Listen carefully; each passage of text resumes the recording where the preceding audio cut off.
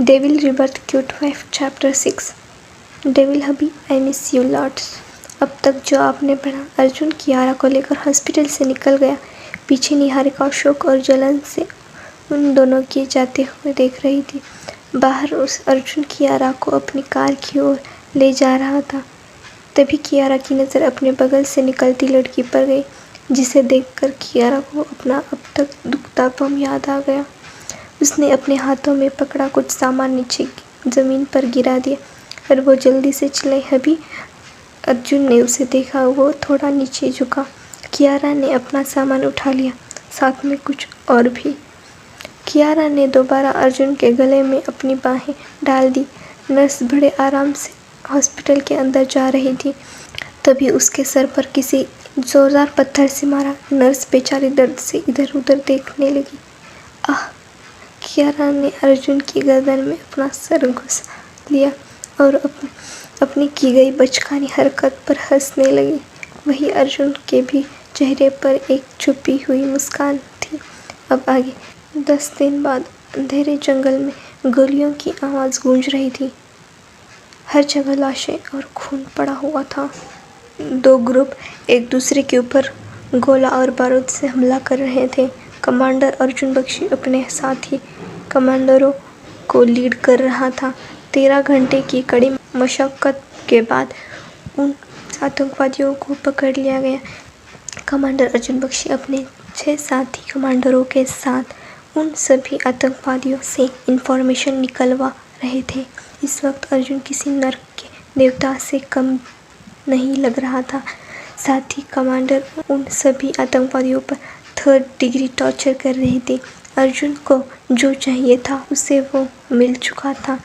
उसने ऑर्डर दिया और सारे आतंकवादियों को लाइन में लगा दिया।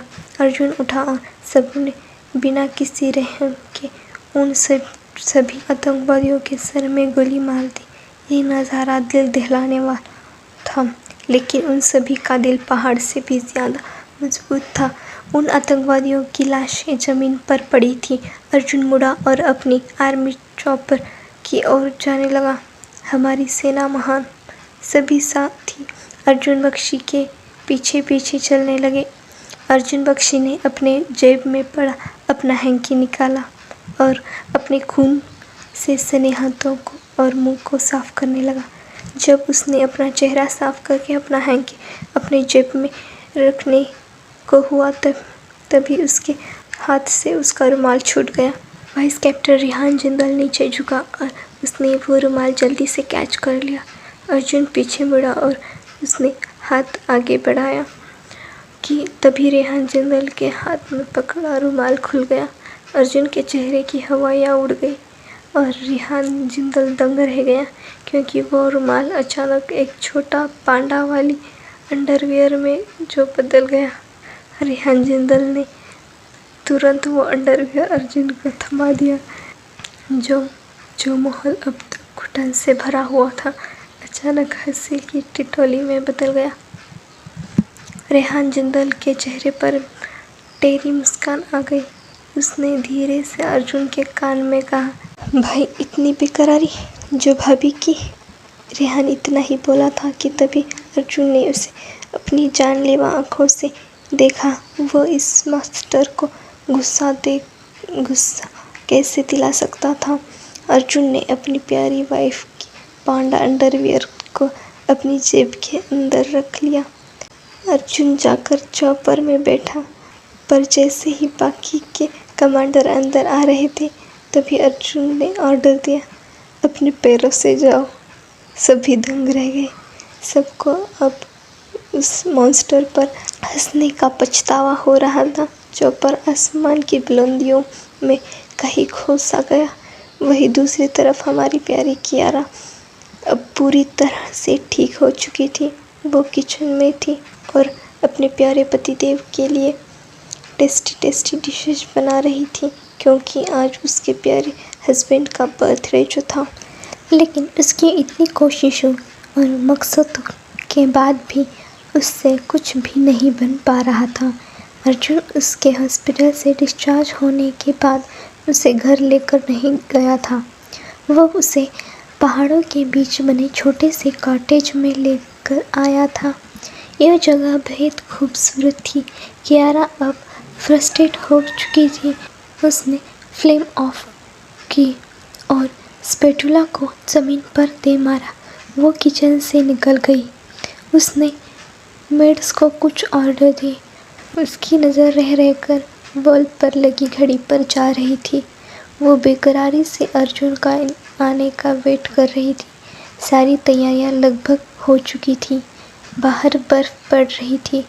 कियारा का दिल बेबसी से बाहर जाने को कर रहा था।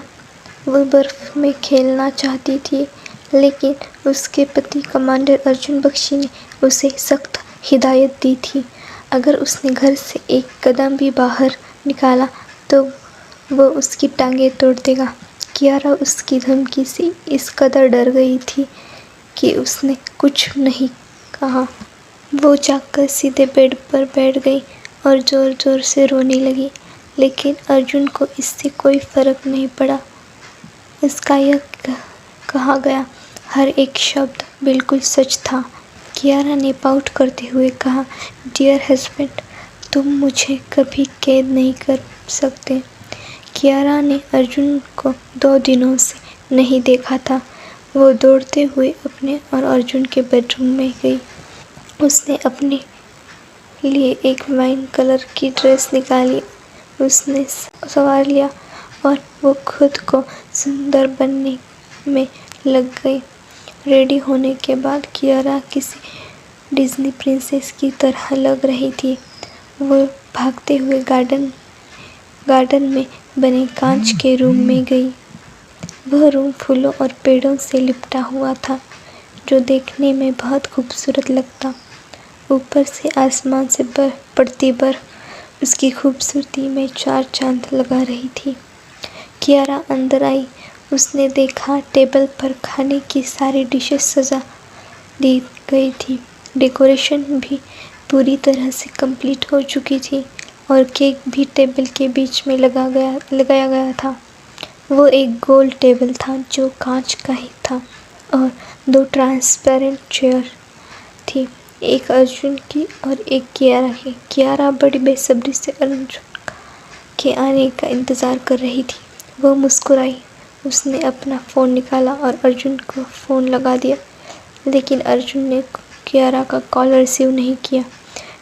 कियारा बेचारी उदास होकर चेयर पर बैठ गई और अपने कमांडर अर्जुन बख्शी का वेट करने लगी।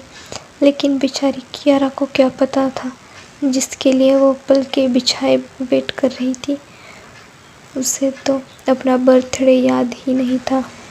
Hello everyone, please support me and give me like, comment and review rating.